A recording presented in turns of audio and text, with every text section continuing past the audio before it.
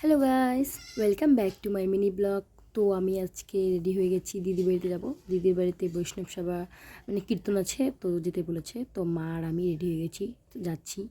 টোটোতে করে যাব, তো চলো যাওয়া যাক। যে দেখো যেতে যেতে অন্ধকার হয়ে গেছে, টোটোতে উঠে পড়েছি। তো এখন দিদি বাড়ি যাবো, দিদি বাড়িতে গিয়ে তোমাদের সাথে কথা হচ্ছে। তখন টাটা। তো ফাইনালি চলে আসলাম দিদি বাড়িতে, এখানে চলে এসেছি।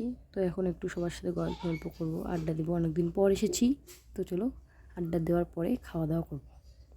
তো এখানে খেতে বসে গেছি, দেখো ভাত দিয়েছে, কচু শাক, লেবু দিল, তারপরে একটা সবজি, ডাল।